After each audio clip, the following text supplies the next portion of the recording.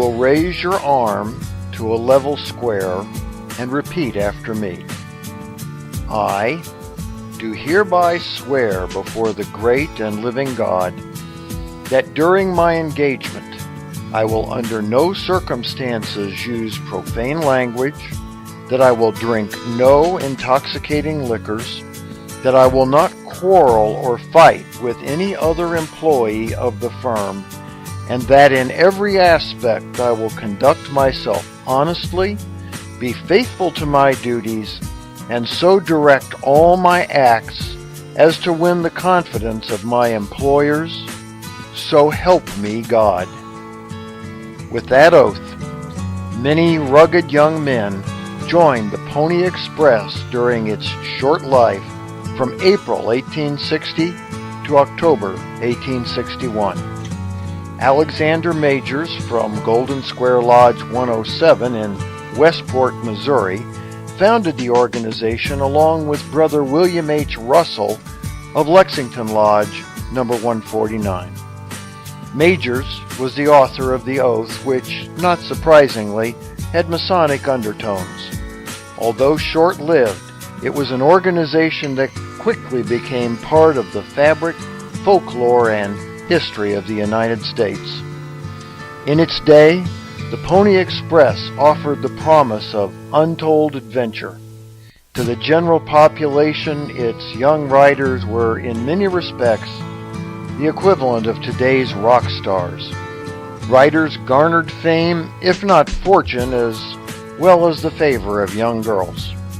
One doubtful legend attributes the invention of the donut to a young girl who made pastries with a hole so a rider could scoop them up on a finger as he whizzed by.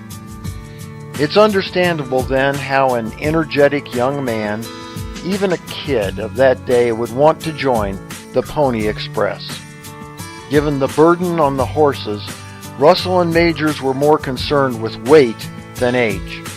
Unfettered by today's child labor laws, they hired some very young riders, all anxious to join this elite group. One of those young riders was a kid who would grow up to become famous in his own right. William Frederick Cody, born February 26, 1846 in Iowa Territory, was only 14 years old when he became a Pony Express rider.